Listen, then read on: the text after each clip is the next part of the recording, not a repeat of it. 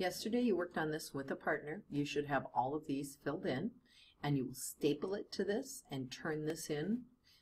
It should have, if you had one solution, you needed to make sure you told that solution, and that is due at the beginning of the hour. If you turn it in later after working on your homework, it is considered late, and I'll have just have that so noted as you're doing your homework. This does count as kind of a bigger grade, like a project grade, so since you are working with a partner, it is probably towards a quiz grade, so make sure you've checked everything over.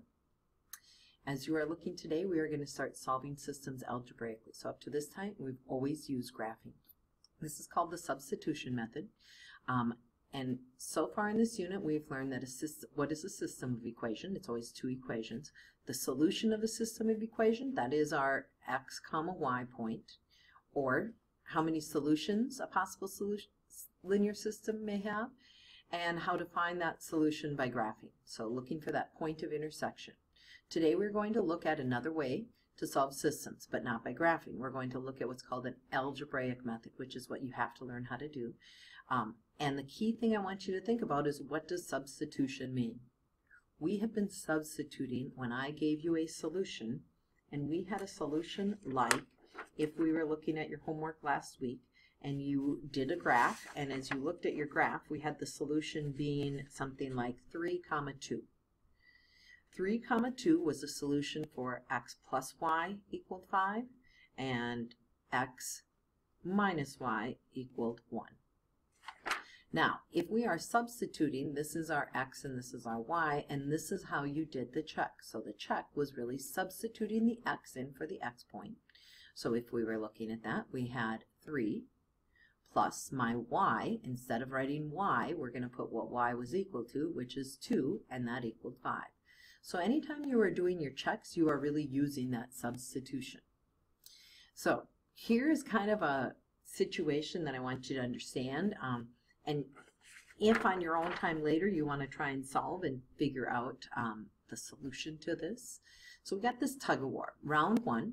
On one side there's 4 acrobats, each with equal strength, and on the other side there are 5 grandmas, each with equal strength, and it's a tie, so it's equal. So if we're thinking about this, we have 4A, 4 acrobats, is equal to the strength of 5 grandmas. Next situation, tug of war round 2. On this side you have Ivan the dog, and on the other side there are 2 grandmas and 1 acrobat. Again, it's a tie.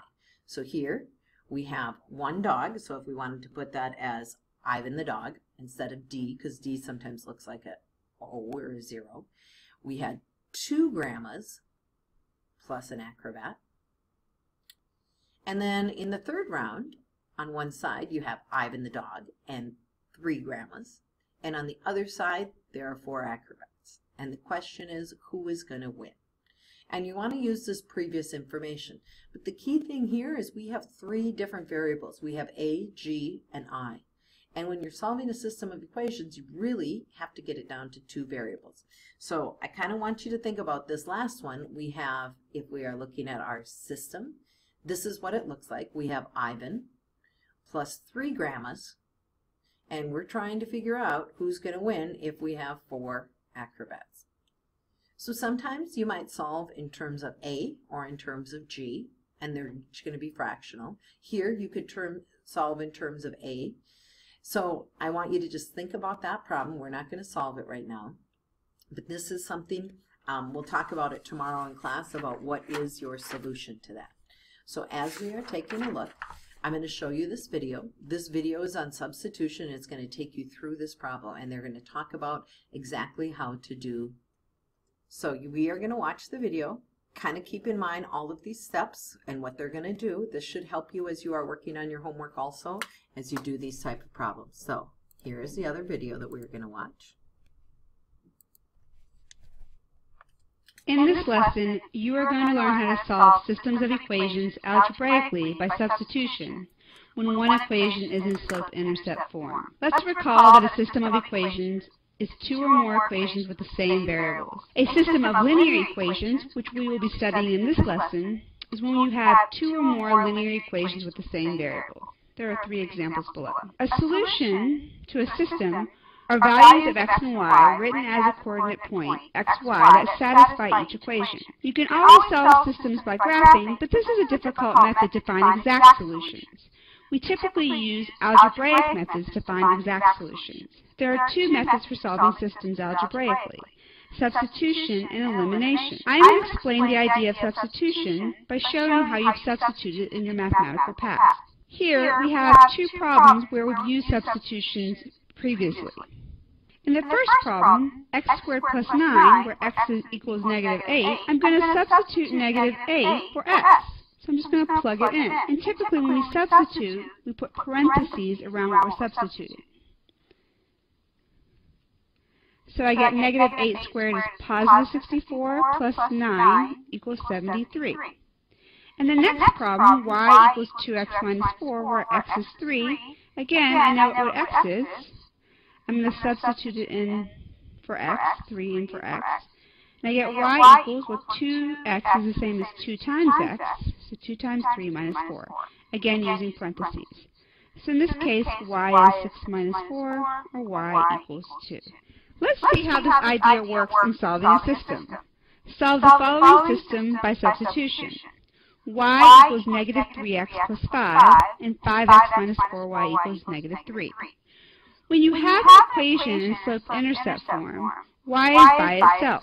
Slope-intercept form, if you remember, is y equals mx plus b. So we know that y equals all this. Additionally, a system are two equations that work together, so the x and y values are the same. So if y equals all of this, I can substitute it in for the y below. And I'm going to substitute using parentheses as we did previously. So we have 5x minus 4, and instead of y, I'm going to put in our substitution, equals negative 3. Now, like in the previous examples, I am going to simplify and solve for the variable that I have. I'm going to use the distributive property here, so negative 4 times negative 3 is positive 12x, and negative 4 times 5 is negative 20, equals negative 3. 5x plus 12x is 17x, minus 20 equals negative 3. Well, now I'm just solving an equation. Notice, when I made my substitution step, I went from having two variables, x and y, to having only one variable. This allows us to actually solve the equation as we've done in the past. Now I'm going to use inverse operations, add 20 to both sides. The 20's cancel. I get 17x equals 17. Divide by 17, again inverse operations, and x equals 1. But we're not done, because we know that a solution to a system is of the form x, y. We already have x, now we need to find y. To find y, we can plug in x into either of these two equations. But notice, in this first equation, y is already by itself. So let's plug in x in our first equation. Negative 3 times 1 plus 5. So y equals negative 3 plus 5, and y is 2. So it looks like our solution is 1, 2, 1, 2. Now, if you want to, we can actually substitute it in for the second equation. Let's just try it to show you that it works no matter what equation you use. Again, substitute 1 for x over here. 5 minus 4y equals negative 3. Subtract 5. Negative 4y equals negative 8. Divide by negative 4, and y equals 2. So again, it doesn't matter where you plug in, it works in both of them. Finally, as a check step, you could graph both equations, and when you do that, the solution is the point of intersection. In this case, it is 1, 2. So our answer is 1, 2. So now you know how to solve systems of equations algebraically by substitution when one equation is in slope-intercept form. So this is what the video showed also. A couple of things I want to point out. Anytime you have a minus, my hint would be you might want to change it to plus a negative. Many of you will make less mistakes. Negative times a negative gives us that positive. Other thing, at this point when you have this minus 20, you can add that to both sides. So just watching your integer operations, you checking with your calculator, and then adding your like terms together. Again, once you plug it into one of the equations, you're going to always check it in the second one, and your answer was 1, 2, as they showed. So now this equation, we're going to do the same thing. So first thing we want to do is find our isolated variable. Is it the y or the x? And in this case, it is the y. Y equals 3x. So what we are thinking is in this equation, we're not going to use y, we're going to replace it with what we know. So if we take a look at the equation, we are going to write x plus y equals negative 32. We're going to write that second equation down. Next thing we are going to do is we are going to replace the y with what we know it's equal to, which is 3x. Now, they didn't put it in a parenthesis, and I kind of would recommend a parenthesis because sometimes there's a number in front of that y and you have to use the distributive property. In this case, there wasn't, so we can just add our like terms, and as we add those like terms together, we're going to have 4x equals negative 32. We are going to divide both sides by 4 to solve. Negative 32 divided by 4 gives us negative 8. So if we are looking at that equation, the first thing we've done is we have started our solution. Remember, solutions are still going to be that ordered pair x, y, and we have x equals negative 8. Now, of these two equations, both of them are pretty easy to check, but the first one is already set up with y equals, so that's the one that we are going to use, and we're going to say y equals 3x, but now we're going to replace the x with negative 8, and we get negative 24. And so our solution is negative 8, negative 24. Now, they don't mention too much about doing the check, but every single one of these we can check. So if we were checking this equation, sorry about that, if we are going to check this equation, just deleted that page by accident. As we check it, you are going to replace the negative 8 and negative 24. You're going to replace those in that second equation, which was, if we were looking at that, x plus y equals negative 32. So as you looked at that, if we are looking at that, we are going to replace negative 8 plus it was a negative 24, and negative 8 plus negative 24 does equal negative 32. As you take a look at that next page in your notes, we have two more pages that you're going to be filling in for today's notes. Here we are looking at what x equals, and x equals 5y minus 8. This one is going to be much more important that you replace the, when you replace it, you put an x. So we're going to just have our two problems on our paper, and we're going to go to the second one. Keep in mind, I always suggest putting what your answer looks like first, x, y, and put that as an ordered pair because this is what our solution is. Because sometimes people just forget after they get the first letter. So we have negative 3y is equal to, not equal, is a minus. Again, subtraction, I'm going to change that to plus a negative 2. And now I'm putting what x was equal to. And x in this case was actually equal to 5y minus 7. I'm going to continue with the rest of this problem, which said equal negative 12. Now again, I have this plus negative 7. I might change minus 7. I might change it to plus a negative. So now I'm going to distribute. I have negative 3y plus negative 2 times 5 gives us a negative 10y. Negative 2 times 7 is going to give us a plus 14 equals negative 12. We are going to subtract 14 from both sides of the equal sign. Just like when we solved equations back a few units, we're going to add our like terms. We get negative 13y is equal to negative minus a negative. That's the same as plus a negative. So negative 12 minus 14 is the same as negative 12 minus plus a negative 14, which gives us a negative 26. To solve, we're going to divide both sides by negative 13. Y is now equal to 2. We have our first solution. In this case, since the first equation gave us x, we're going to go back to that first equation, and we're going to write x equals 5y minus 7, but we are now going to replace the y with what we know y is, which is 2. So we have 5 times 2 minus 7, 10 minus 7, x is equal to 3.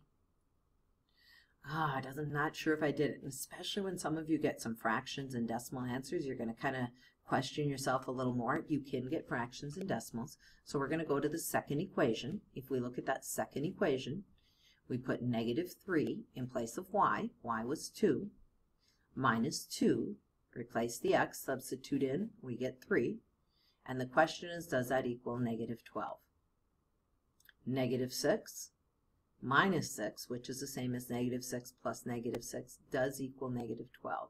And it checks. So if we are looking at our solution, it is 3, 2. This next one always is interesting for students because we know what y equals, 2x plus 7, and we also know y equals x minus 1. So isn't it true that y is always equal to y? And if that is the case, we are now going to put the first y, which is 2x plus 7, equals the second y, which is x minus 1. And now that we have an equation with variables and numbers, not just two y's equaling each other, we're going to subtract our smaller x, get all your x's to one side. Keep in mind our solution is always going to be that xy. We now have 1x plus 7 equals negative 1. We're going to subtract 7 from both sides. And x equals negative 8. First part of our solution. Doesn't matter which equation we go to. I think the second one is easier because I don't have to do any multiplying. And so if I go into this equation, I'm going to have y equals negative 8 minus 1, which is negative 9. Does that work if I check? Negative 2 times negative 8 is negative 16. Negative 16 plus 7 does equal negative 9. So I might not always write down the check, but I should be able to check that solution. So this last part is talking about our statements of when we have the identity true statement, right? That's when we are going to have infinitely many solutions. So just like graphing when it's the same line, and if you have a false statement like 8 equals 2, then we are going to have a no solution. So you can imagine that we're going to have a couple of those in your homework. So tonight as we are taking a look at this, we are going to start with doing our substitution. And as we do that, we are going to replace, we know x equals, and in this case we know y equals. So in this first one, we're going to replace our x equals. We're going to put 3.5, but instead of x, we put it in a parenthesis. Again, you are going to distribute. And as you do the distributive property here, you're taking 3.5 times negative 2 and then 3.5 times 4. As you do that distributive property, you're going to write down negative 7y plus 14 plus 7y. And we add our like terms, and you get 14 equals 14, which we know is a true statement. And we would graph that. And if we were looking at the solution, we're going to say that solution is infinitely many. If you were to have graphed these two lines in slope-intercept form, you should have found that they are going to give you the same line. In this next one, we know y equals 3x minus 11, so we're going to replace that with the first y. So this is our first y, right here. That's y, minus 3x equals negative 13. As we look at that equation, we're going to add our like terms, which gives us negative 11 equaling negative 13. False statement. So we have no solution for a problem. The sub is going to give you the homework quiz that you will be taking today in class. So you will do this quietly and then work on your assignment, which is in the workbook, G5. And you should have that ready for class tomorrow. And I will answer a few questions on that.